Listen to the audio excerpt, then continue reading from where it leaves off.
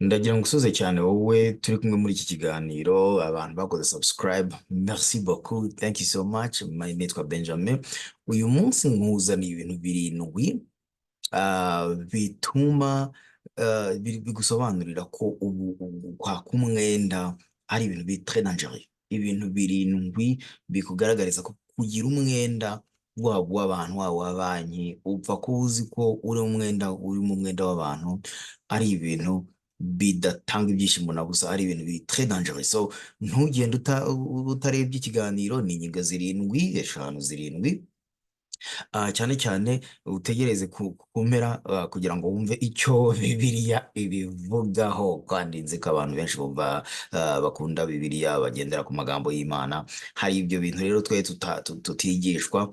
Impamvu nazanye kino kiganiro uyu munsi ni ukubera umukunzi umwe yaranditse akurikije ikiganiro yari yumvise kuri video yanjye y'ubushize, arandika ngo ariko dukenera credit cards, ariko dukenera imyenda. So ubwo rero nahise ntekereza ndavuga nti reka nze nsubize iyo komantere ye, nshyire hano ibintu birindwi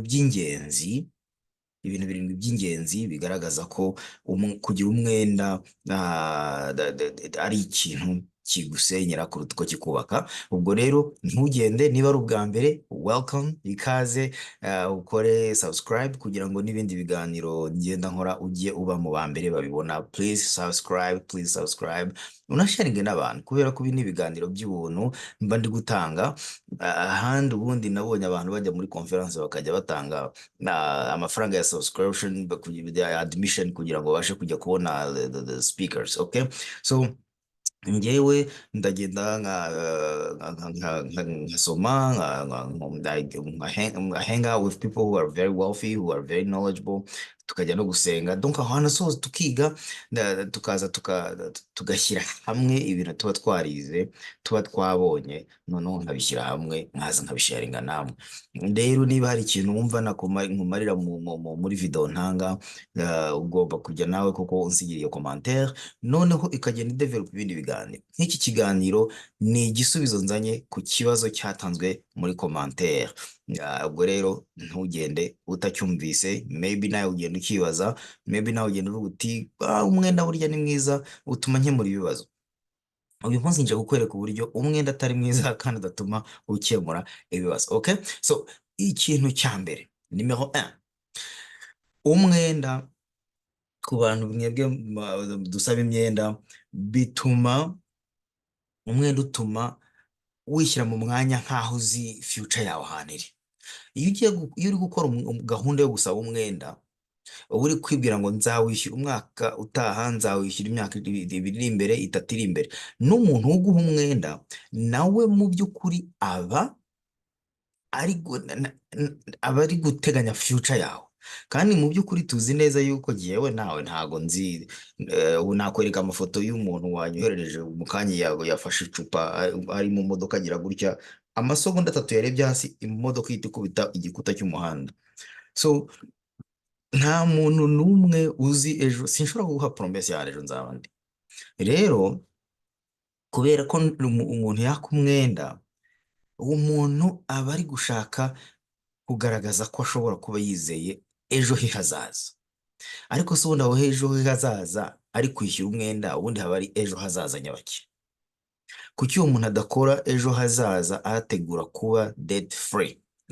Nta muntu, nta ruganda, nta banki, nta association abereyemo uwo mwenda. Okay, so urumva yuko bitanga stress. Icya kabiri, bigabanya standard z'ubuzima zawe muri future. Ndakubusobanurira impamvu. Aho kugira ngo wubake ejo hazaza, aho kugira ngo tekereza igiti ukuntu gishamika n'ukuntu gikura. Uko igiti kigenda gikura, kigenda kiba inganzamarumbo, kigenda cyongera amashami. Ariya mashami niyo atuma kikurura izuba, rituma kirushaho kubaho neza. Donc photosynthèse ku bantu twize biology mu myaka yahashize. Imagine rero noneho iyo ariya mashami ari imyenda, donc angana n'imyenda ufite. urumva ntabwo icyo giti ayo mashami aho kugira ngo agaburire igiti arakinyunyuza. Niba wowe uri igihimba gitunzwe n'amashami ndetse n'imizi, ayo mashami akaba ari imyenda gusa urimo, donc bigabanya uko utegura heza hawe hazaza, kuko iyo myenda irakunyunyuza bigatuma ahawe hazagenda haza ukorera gusa bakugurije. Sinzi niba icyo kintu uri kubyumva, kuko icya kabiri, impamvu bigabanya standard y'ubuzima bw'ahazaza, iyo watse amadolari 1,000 kuri banki, ubwo bwaba ari iwacu nyine, amafaranga ari watse, banki igushyiriraho inyungu. Niba wibuka neza ikiganiro nakoze ejo, kivuga kuri compound interest, kivuga kuri compound interest, ngaragaza uburyo amafaranga agenda yiyongera n'amadividends n'ibiki, ukwifasha amafaranga ukayinvestisa. Ndibuka niba warafashe rule of 72, ni video natanze. Amafaranga iyo yashyize muri banki ntago yunguka, iyo yashoye muri investisoma arunguka, ashobora kunguka kuri 3%, kuri 6%, kuri 12%. Reka dukore reverse engineering. I think ko ariho ngaho nshaka kuvuga. Banki iyo ifashe amafaranga yayo ikayakuguriza, urayungukira. Ariko iyo ushyize amafaranga muri banki ntikungukira. Ubwo se aho hantu ntabwo harimo tena. Impamvu belowering a future standard ni uko ya nyungu utanga uha banki igenda yongera amafaranga uko uri kugenda wishyura. Icyo nshaka kuvuga ni ukuvuga, iyo ugujije amadolari 1,000, amafaranga 1,000, bakakubwira bati okay, reka nkubwire, bakaguca interi ya 19.80%, ushobora kubikarikira ukishyura minimum gusa. Bizagufata imyaka 8 kugira ngo urangize kwishyura cya 1,000, kandi kubera ko interi ari 19%, uzarangiza kwishyura cya 1,000 mu myaka 8 ukishyuye amadolari 2,000 n'andi masensi arengaho. Iyo myaka, niba uyu munsi ari umwaka wa mbere, mu myaka 8 ukaba uri kwishyura umuntu amadolari 1,000 wishyura minimum, ukajya kurangiza umuntu waguha amafaranga amadolari 1,000, wowe urangije kumwishyura umwishyuye 2,000 ubwo se ninde wungutse? Ni wowe wayagujije cyangwa ni wayakugurije? None se ntubona yuko icyo wayaguririje nubwo wagikemuye umunsi wa mbere, ariko bigushyize mu mwenda na stress imyaka 8 ikurikiyeho? Niyo mpamvu rero atari byiza kugira umwenda, cyane cyane umwenda urimo inyungu. Okay, so icya gatatu, imyenda ukurura bidonko habitude zo kumva ko nyine ibintu byose ugomba kubikemuza umwenda. Hari igihe ugera kuri nivo, ni nko gutira Paul ukishyura Petero. Ugera kuri nivo, hari na company zibyamamaza zikavuga ngo ngwino tuguhe umwenda ugende wishyurira iya myenda yakunaniye kwishyura. Ubwo so umuntu wagufashije iki? Ni nguriza ngo nishyure kanaka? Niba amafaranga kunyura mu kaboko kamwe agahita agenda mu kandi, akongera n'akagaruka agahita agenda mu kandi, akongera akaza hano agahita agenda mu kandi, waba wayakoreye waba uyaguje undi, ibyo bintu ntabwo biri gukemura ikibazo. Okay, so icyo gihe uba urimo uri kuvuga ngo uri kwakisewuta kwishyura duke duke buri kwezi, ariko uri kwibagiza yuko uzaba wishyuye menshi cyane mu gihe kizaza. So bituma rero ugira habitude mbi cyane zo kudasevinga, ahubwo ukumva ko ugomba kubaho uri donc borrowing, ukishyura, ukajya kuri banki imwe ya mbere, ukajya kuri banki ya kabiri, ukajya hariya mu isoko bakakuguriza iki, ukajya kwa kana kukikopesha na kiriya, ukajya wumva ko bwari kigura make uzakishyura ku wahembwe, ukakishyura wahembwe. Nzi mwarimu wanjye, ntari buvuge izina hano, buri gihe yabyageraga Lovent, umushahara we w'ukwezi yaramaze kuwurangiza. Abo twiganye bashobora kuba bamuzi kuko ngira ngo twajyaga tumukoraho joke. Yabaga yaramaze kurangiza umwenda. Kubera iki? Kubera ko amafaranga yahembwaga mu kwezi kwa kabiri yabaga ari kwishyura imyenda y'ukwezi kwa mbere, noneho akaba mu kwa kabiri ari kwiyandeta, akazahembwa mu kwezi kwa kabiri, atangira kwa gatatu yishyura ukwa kabiri, agahora buri gihe muri uwo mwenda. So no bueno. Icya kane, umuntu uguza agwa mu mutego w'inyungu z'uwamugurije. Okay, ngira ngo ni nabyo navuzeho kare. Umuntu wamugurije amwungukamo, niyo mpamvu usanga hano abantu baba muri Amerika ujya gusaba isakoshi mu isoko bati no no no no, uri kwirirwa twishyura. Mm. Ko nazanye amafaranga yanjye murambwirira iki kujyana isakoshi ubuntu naje nje kuyigura kaje. No no no no, ese wari uzi ko tuhita tuguha 15% less. Umuntu uguha 15% ku isakoshi y'ijana yarangiza akakureka ngo yijyane akakubwira ngo ah, ni first year, umwaka wa mbere, amezi 6 ya mbere uyamare utishyuye. Barabizi yuko niba ufite ubwenge bwo kwemera iyo nguzanyo uhagaze aho wagiye ujyanye amafaranga yo kuyishyura, uba udafite n'ubwenge buhagije bwo kuzishyura wa mwenda amezi 6. Ntago mvuze ko ari buri wese, ariko muri miliyoni magana zituye Amerika, muri biliyoni zituye isi, aho ugenda bakagukopa bagukopa, uhita utangira kugira bitide yo kudatangira kumva ko ugomba kubishyura, ukaba nzabishyura ukwezi gutaha, nzabishyura ukwezi gutaha. Ya mezi 6 bakubwiye y'ubu niyashize niyo kacinzemo rimwe, bahita batangira kubara entere bahereye ku kwezi kwa mbere kwa kundi baguhaye kwa gratuit uko kutishyura inyungu. So abantu benshi rero bagwa muri uwo mutego bitwaje ngo ngo nzayishyura, nzayishyura. Kutayishyura aricyo cyari cyakujyanye, ukaba uri kugenda ucuma igihe uzayishyura, kuko wowe wagiye ugiye kwishyura wahise uyakoresha ibindi, ukizera gusa dete baguhaye. Ubwo urumva aho hantu hatarimo ikibazo. Gira discipline, ugenda ugiye kugura ikintu ukishyure kashi kuko aricyo cyakujyanye utahe. Niba kubwira ngo nugura iki kintu ngo urasevinga amadolari 15, babwira uti no thank you. Ese ushobora gusinya rewards hano tuzajya tukoherereza ibi n'ibi? No thank you. Ese ugira credit card yacu kugira ngo wari ukoresha tuguhe 20%? No thank you. Okay, so ngibyo icyo nashaka kubwira. Nimero 5, kugira imyenda no kwemera kugurizwa bituma ugira abitide yo guspendinga. Iyo ugize abitide yo guspendinga ugira na abitide yo overspend. Hari ibintu biri bungore kuvuga mu Kinyarwanda. Iyo ugize abitide yo gukopka ugira, reka duhere nk'umuntu ujya mu kabari, akaba azi ko Manuel nimuvuga ni inshuti yanjye ntago ari burakare, kandi nzi ko azareba kino kiganiro, acuruza urwagwa hano hepfo. Nkaba nzi ko iyo munyuzeho buri gihe atanyima byeri, bizatuma uko ngize inyota, aho kugira ni discipline, njya kwa Manuel, njye kwa Manuel nyandike mu ikayi, njye kwa Manuel nyandike mu ikayi, noneho bigereho nubwo nyita umukiriya we w'imena, ariko ni umukiriya we kubera ko arankopa, akaba azi ko muri mu mwenda. Igihe cyose akenera amafaranga azaza agakomanga iwanjye. So naba nyafite naba ntayafite azaza akakomanya. Bishatse kuvuga iki? Ntabwo nshobora gukora bije amafaranga nanywera mu kwezi nzi yuko hari abantu nshobora kujya nkanywa igihe nshakiye ngo nzayishyura nahembwe.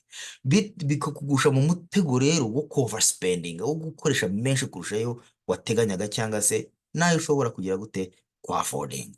So rero bagenzi banjye, umwenda, kugira imyenda no kwikopesha bituma udashobora kugira bije utarenza igendanye na depanse zawe, kuko iyo uri kuguza wagombye gushyiramo izindi depanse ufite n'izindi nshingano ufite mu rugo, ibyo kurya, inzu, imodoka kuba zifite, amafaranga yo kuririra abana, kwambika abana n'umugore, kwambika abana n'umugabo. Ibyo byose ni ibintu bigomba kuzamo, ariko iyo watangiye kwikopesha nabyo ukabyikopesha, ugeraho noneho ukazasanga birakurenze, ntushobora noneho no kubyishyura. Nibwo utangiye noneho kujya kugira gute kuguza kugira ngo uze kwishyura ibyo bintu by'ibanze.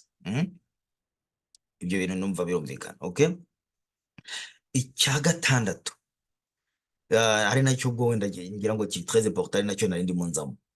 Iyo ukore iyo myenda gutyo, ugenda ufata iyo myenda nk'uko maze kubivuga, donc yo kugira yo cover spending, bituma utayicara hamwe ngo ugire family plan itumbereye finance. Umugabo w'umugore mukazinduka mujya mu kazi buri munsi, mudashobora kwicara hamwe ngo mukore bije, noneho mumenye amafaranga yanyu ahantu agomba kujya. Icyo kintu rero ni nacyo gisenyera abantu benshi, cyane cyane les jeunes mariés, les mariés bagihura, umwe yabaga ajera udufaranga twe, undi ajera udufaranga twe. Iyo batwegeranyije turacyari udufaranga twabo, ibibazo byabo barabizanye, akenshi ntibaba barabibwiranye, bamara kubizana babyegeranya ngo bakuvuga ngo abishyize hamwe nta kibananira, bigatangira kubananira. Iyo bitangiye kubananira, umwe iyo muvanze umutungo muba munavanze ibibazo. Ibibazo byanyu, ibibazo by'umukobwa bikaba ibibazo by'umugabo we noneho, ibibazo by'umusore bikaba ibibazo by'umugore we noneho. Ibyo bigatangira kuzana amakimbirane kubera ko entere zabo zitari zimwe igihe bari batari mariye. Uwakundaga gusohoka, uwakundaga kugura imyenda iri shike, uwakundaga kugura imodoka nziza, ibyo byose agenda abyikopesha. Iyo atabashije kudisikita ibibazo by'umwenda we n'uwo bazashakana, abizana mu rugo, kandi iyo abizanye mu rugo ni kimwe mu bintu reka nkoresha ikibazo. Uramutse uyu munsi ugiye ugahura ugafata umukobwa wawe ukamujyana kuri date, urubyiruko nimwe mbwira, uyu munsi ukamubwira uti sheri, uyu munsi tugiye kuganira ku madate ufite, mbwira mpereza umwenda w'ama credit card ufite. Ndabwira n'abakobwa, umusore uzagusohokana umukunda akarinda kwinjiza mu rugo utarabasha kumenya lisite z'ama credit card afite, ni ikosa rikomeye uzaba wirahuriye mu muriro, kuko muzagirana ibibazo, cyane cyane ko hari ibibazo uzabuzanye, hari ibibazo azabazanye. Ibye niba afite credit card zirindwi, mwari bwimare mwagutaha, umbanza umubwire uti banza wishyure izo credit card uzagaruka kuntereta, kubera ko njye nta credit card ngira. Ibyo bigoza the same way ku musore abwira umukobwa, look sheri, ndagukunda ariko banza wishyure izo credit card zawe. Cyane cyane credit card zigihe ziri revolving. Hari credit card zitari fixed, hari debt zitari fixed ziri revolving. Nka credit cards entere zikura buri joro, wakwishyura minimum ugasanga amafaranga ntatirimuka. Rero hari dete zumvikana udashobora gupfa kubleminga umuntu. Nk'umuntu wasabye umwenda ari kwiga, ntacyo wamutwara kuko nyine bimufashe kubona akazi, ariko byagombye no kwicara agakora plani zo kuwishyura. Umugabo n'umukobwa bahurije hamwe imbaraga bagafata dete yo kubaka inzu, iyo ni dete bombi basangiye. Ariko my goodness, niba hari umuntu wafashe umwenda wa banki wa miliyoni runaka akaguteta atabikubwiye, mugashyingirwa, bugacya banki ikaza kumureba, bugacya agahita atoroka, sinzi ukuntu uzabyifatamo. Uyu munsi uramutse uzi yuko umusheri wawe afite imyenda ingana nk'iyo maze kuvuga, wakwishora mu buzima bwe uzi neza yuko harimo risike nk'izo namaze kuvuga haruguru, uzi ko mutazicara ngo mupange ngo mubwire uti sheri, reka twicare ubu turebe uburyo ugomba kwishyura imyenda. Ntiyigeze atekereza kubyikorera. Ni ikibazo gikomeye. Banza mubikore, niba banza mwicare mukiri ba fiance cyangwa girlfriend boyfriend. Niba mudashobora kubona ko mufite planification yo kwishyura iyo myenda, mubanze mushyiremo pause. Icyo ntabwo ndi bugitindeho kuko ngiye ntabwo nigisha relationship hano, nigisha finance, ariko icyo kintu cyangiza ingo, cyane cyane iyo nta solution. Kuko umuntu wari ufite iyo habit akiri umusore akaba n'umugabo, yaragira umukobwa akaba umugore, bakabana, bahuza ibyo byombi, noneho bagatangira kwa accumulating more debts, bugacya bankruptcy. Inzu bakayitweza cyamunara, imodoka bagateza cyamunara. Amahirwe se yo kugira ngo mwigishe abana banyu kuba debt free abangana gute? Ni nacyo ngiye guhorezaho. Icya karindwi, bituma tudashobora kwigisha abana bacu ko kuba financially free ari ibintu bitera amahoro n'umutuzo mu mubiri n'imitekerereze. Iyo umuntu yize ku myenda, nka bya bindi iwacu batubwira ngo jese ko nakoze ibi ngibi, si urabona ntitunze sha. Umwana niba nk'abantu baba hanze, hari abantu bigira ku myenda. I Burayi ho ngo mwigira ubuntu simbizi, ariko muri Amerika twebwe ni imyenda, okay, nigize chance ubona bourse. Ariko umwana iyo akuze, twebwe abageze hano bashobora kukwevara bakavuga ati nta mafaranga ufite, reka tuguhe imyenda. Ariko abana banyu, abana bacu bazabevarirwa ku mafaranga ababyeyi babo bafite. Ni ukuvuga ngo hari igihe umwana adashobora kwemererwa grant, mu mbabarire navuze imyenda ariko nshaka kuvuga grant, nka bourse cyangwa se amafaranga y'ubuntu bahereza abantu bakiga. Ariko iyo amafaranga minervare zisabwa zirenze ayo wemerewe na leta, ukaba utayafite cash, wishyura gusaba umwenda. noneho na ya grant navuze bayitanga bitewe na income z'ababyeyi bawe, surtout ku bantu bakiri batoya. Ni ukuvuga iki? Ni ukuvuga ngo iyo umubyeyi yizeye ku mwenda nawe akaba afite imyenda myinshi, ntatekereza yuko ashobora kwigisha abana be gusevinga. Ashobora kubivuga mu magambo, ariko ntabwo aba azi strategy yo kubikora. Okay? Ntabwo aba azi strategy yo kubikora. So ubwo rero bituma abana bacu batamenya mu by'ukuri valeur yo kuba financially independent. Akabyuka akajya kwiga, nyuma yagera muri high school akaba azi ko it's okay, yagera muri kaminuza loan ya mbere ngo ba, akazasohoka atazi uburyo ivuna. Sha kwiga warangiza ukaza kwishyura umwenda biravuna w'ishuri, uriya mwenda wa student loans, noneho bakawugwa mu myaka mirongo ingahe, niba ari 50 ntumbaze, ugahita ushyiraho uw'inzu, ugashyiraho na bya bindi byose maze kuvuga haruguru, nawe ugahita winjira mu ntambwe z'ababyeyi bawe, mu ntambwe z'abakuru bacu batigeze batwigisha ko kuba debt free ari ngombwa. Batigeze batwigisha ko gukora ukabitsa ukarangiza ukajya urya akagabuye. Kurya akagabuye ni ukuvuga ngo icyo udashoboye kwa affording. Nigeze kumva Jay-Z ari kubivuga, wa mugabo w'umustar, ati jyewe ikintu ntashobora kwa affording inshuro enye sinyigura. Icyo ashaka kuvuga ni ukuvuga iki? Niba ari ikintu kigura amadolari 250, yagombye kumakinga sure yuko we amakinga sure ko afite inote y'igihumbi mbere yuko abasha gukora decision financière yo kugura icyo kintu. Nakibonyemo un point iri très intéressant. Abantu bafata imyenda urumva batandukanye. We aragenda bakamubwira ati ikintu kigura 250, akagifata nta nayo afite mu mufuka. Hari undi uri successful, remember no mubillionaire, we iyo adafite inshuro enye z'amafaranga za affording ikintu ntago akigura. Donc urumva difference y'umuntu w'umu investor, y'umuntu uri successful n'umuntu uri very poor minded. Ahora ari poor, ibintu byose ntashobora gutekereza outside the box. Ese wakwihanganye uru rukweto warushakaga ukaguma ukambara ruriya rumwe ugakorera ya mafaranga ruguraho kugira ngo uze kurwikopesha? Ese aho kugira ngo mbega list goes on. Hari imyenda inevitable, imyenda y'ingenzi, ariko iyo ibaye myinshi rwose izana akaduruvayo mu buzima bw'umuntu. Okay? So rero nagira nkwereke chart, hari agachart hano nakoze nakonsorezaho, nimara kukakwereka.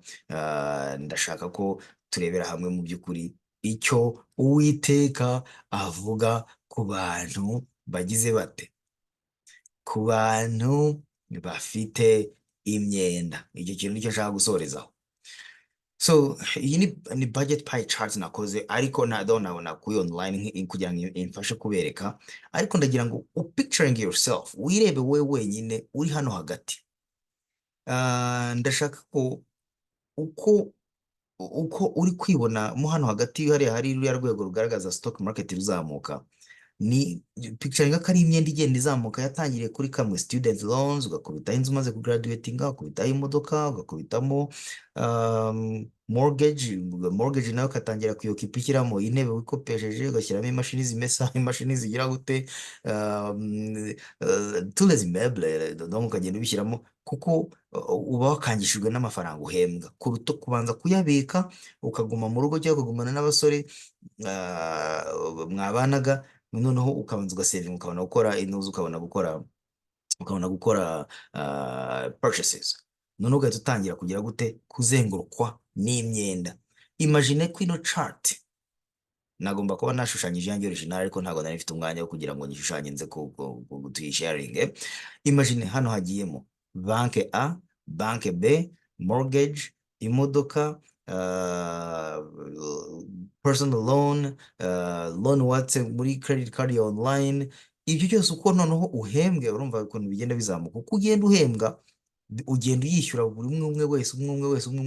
Waba ufite ya income yawe y'ibihumbi 5 buri kwezi, ugahita ubanza ukayigabagabanya zino company wowe urimo hano hagati, zose zino zihanzeho amaso. Reka noneho dukore twist, kongere noneho urebye hano ku ruhande barakubwira ati ushobora imyenda ihurira muri housing, ibintu bigendanye n'amazu, wafata ah, imyenda ukoresha usana igisenge, uvugurura inzu, ibyangiritse byose. Assurance naho ushobora gufata imyenda muri life insurance zawe, kuko hari assurance zigisha gufata imyenda, which is wrong, ni ikosa rikomeye. Hari n'ama bills, hano ukongeraho n'ama bills. I think ko ino nuzi no chat yavugaga no ku ma bills, ukongeraho ama bills ugenda wishyura, urumva, n'ibindi byose. Ibyo bintu ni ibintu bitanga umutekano muke. Noneho reka tubireversing. Imagine, imagine wowe ufite amafaranga ahagije, wowe noneho uyabwira how ajya ku investisa. Iyi ni stock market, ni mutual fund irimo za Amazon, za Apple, za VTO, VOO n'izindi n'izindi.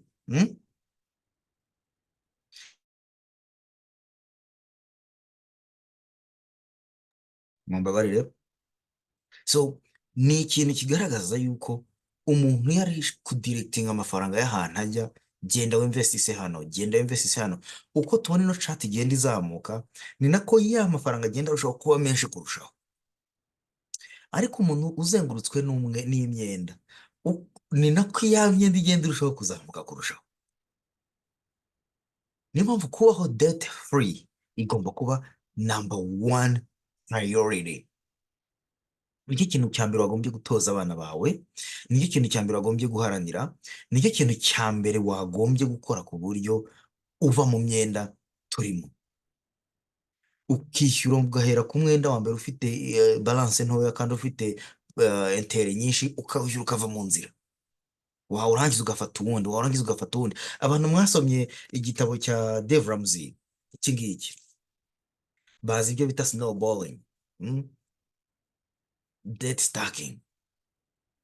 Urumva iki cyitwa total money makeover. Ntabwo ndimo nka advertising, ariko ndakikurokomanda uzagisoma. Dave Ramsey aho atandukaniye nanjye, Dave Ramsey akubwira ibyo gukora, cyangwa se ugahamagara kuri telefone akakubwira ibyo wakora. Twebwe turicarana tugakorana debt stacking, tukagukorera map yo kugira ngo urangize kuyishyura uyive mu mwenda.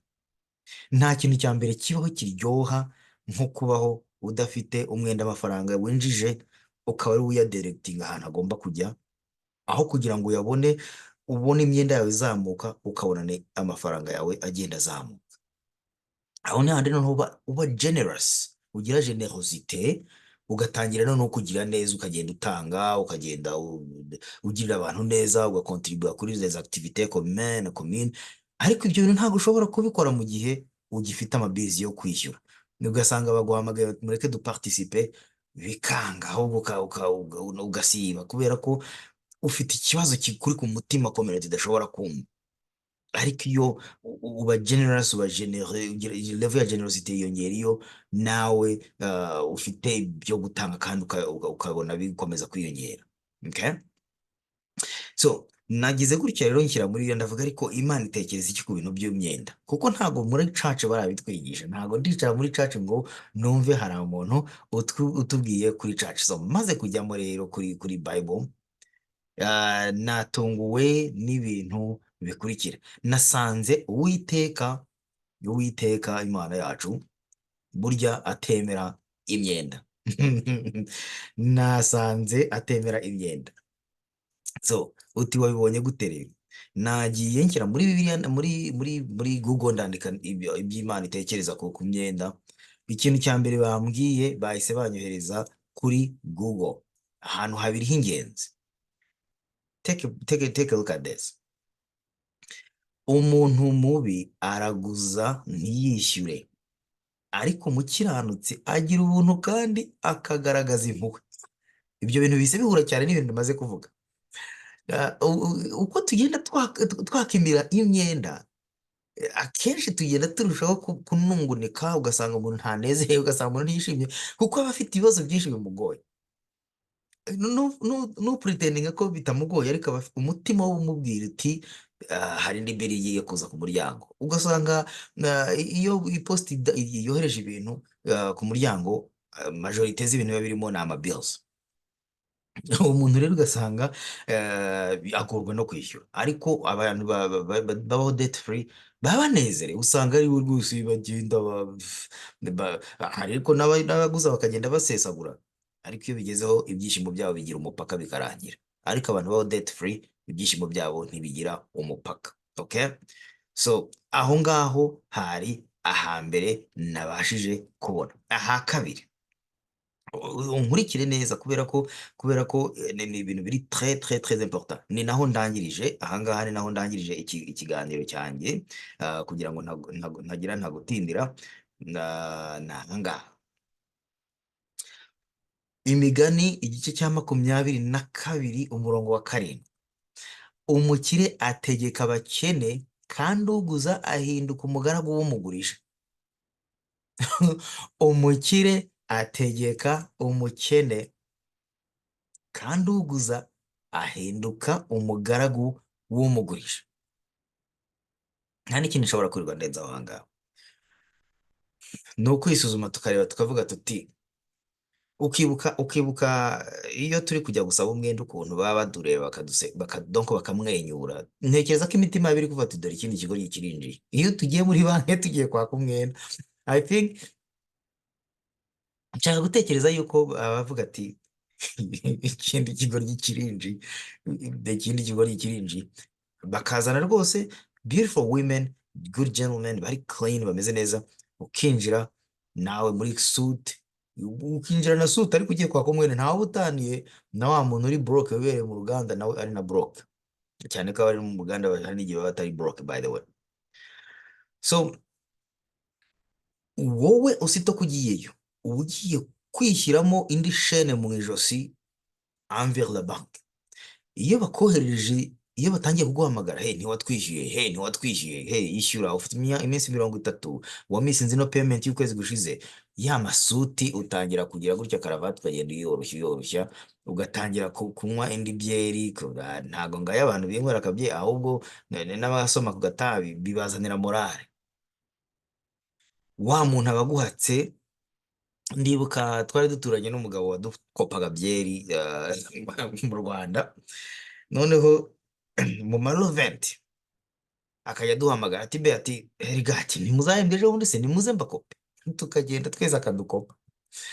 Le premier tutanagiye no ku mabanki guhembesha, akohereza umwana we w'umukozi ati be ati nkeneye kujya kurangura muhereze ya mafaranga. Noneho umwana akangutaha ati barantumye ngo bya bintu ngo nza gusanga umugabo yari afite ikayi yandika uko akopye icupa ashyira mu izina mu ikayi, uko akopye icupa. Kandi abantu twabaga mu kabari murabyibuka ukuntu nyirakabari yarazibacuraga ukuntu bamwe hari n'igihe unamugurira ngo akira ngo byengura umuntu w'umugabo dore wankopye, akayinywa da kandi ntakugurire. Ni isomo rikomeye cyane. So rero nibyo iri jambo rihise rinyibutsa yuko nahise mu by'ukuri mba umugaragu we kiriya gihe, nk'iyo nkopaga byeri akaza kuyinyaka igihe ashakiye, burya ashobora no kumbwira ati genda umpingire hariya mu rutoki ndakubabarira uwo mwenda ufitiye, ariko ugenda uhinga. Ntari kubikora iyo bisanga nta mafaranga mfite, ariko ni experience de la vie. So ibyo bintu 7 rero twarebye, nizere ko bikugiriye akamaro, nizere ko hari isomo bikwigishije wowe nanjye, nizere yuko dufatanya urugendo tukamagana ikintu bita imyenda, at least tukayigabanya tugasigarana imyenda mikeya. Byibura usigarane umwenda w'inzu, usigarane umwenda w'imodoka wo ntumakinga sense, niba wifite nawo wishyure vuba vuba. Byibura usigarane umwenda w'inzu, usigarane n'uwa student loans, sibyo? Usigarane n'uwa student loans, ubundi bisigaye niba udashobora kubyafodinga ntubigure. Wowe ubwira umutima wawe yuko nyine utabikwiye kuko udashoboye kubyafodinga, aho kugira ngo ugiye wikopeje ikintu cyayishyura imyaka 5, baho imyaka 5 utagifite uzagenda ukigure kashi, cyangwa se ugure igifite agaciro ka mwatsi icyo ngicyo, niba kigura 5 ugure icya 2,500 ukaba ariyo wari ufite, ntacyo uzaba. Ni just discipline gusa niyo yonyine ukeneye, nta kibazo uzagira rwose. Okay? So urakoze rero niba wumva iki kiganiro hari akamaro kikugiriye, nizere ko hari akamaro kikugiriye. Niba ukiri kumva ibyo navuze, ni uko hari akamaro byakugiriye. Okay, so niba wasimbutse ukava ku munota wa mbere ugahita ujya ku wa nyuma, please biragusaba ko usubiramo hagati ukagenda wumva ibindi nagiye mvugaho, kubera ko biri très important mu buzima bwacu no muri famiye yawe no mu nshuti zawe. Niba du hanging out, nkaba nzi kuri mu myenda, nkaba nta kiganiro na kimwe dushobora kugirana cyagufasha, ndi inshuti mbi. Niba turi inshuti yanjye nkaba ntanakwizera mubwire nti bro, wangiriye ihe nama, ni hehe wanyohereza kugira ngo bamfashe? Nanone ntago naba nanjye nkwizera nk'inshuti nziza. Okay, inshuti ntago ari yayindi ubwira ngo ni inshuti nyemera uko ndi n'ibibazo byanjye byose. That's wrong. Inshuti ni yayindi ikureba ikakubwira ati ndabona ufite ikibazo, reka tukiganire. Noneho ukamubwira ibibazo ufite, akakubwira ati ariko aho warabyiteye. Washaka ukamwanga uwo munsi, ariko yari inshuti yawe. Iyo utashye uramubwira uti ariko ibintu yambwiye nibyo, ni ukuri. Kuko nta wundi muntu n'umwe wagikugirira impuhwe zihagije zo kukubwira ati ibintu wakoze ni amakosa. Umwanzi wawe ntashobora kukubwira ibyo, ahubwo umwanzi wawe we yishimira yuko wakoze amakosa. Inshuti nziza irakubwira iti reka tuve ku myenda dutezanye imbere. Niba rero ufite ikigare ugendamo, ukaba ushobora kuba umara isaha eshanu uri kumwe nabo, twiganira muganira aya ndongo aya ndongo aya ndongo, niko twabyitaga mu kinyarwanda. Maybe iyo serikare ugomba kuyirebera neza, ukaba ushobora kuyivamo, ukajya buri gihe kuri serikare iri hejuru yawe, ushobora kugira icyo wigiramo kikakugirira akamaro. Okay, so reka rero ndangize ikiganiro nateguye. Nizere yuko mwakinjoyinze. Again, ku ba subscribers, thank you so much. Ku bandi nkomeje kugira request zinsaba kugira one on one n'abantu, which is really good. Hanyuma rero Imana ibaho umugisha, mukomere, ndabakunda cyane. Nahakagaruka, nizeye yuko tuzasubira. Murakoze.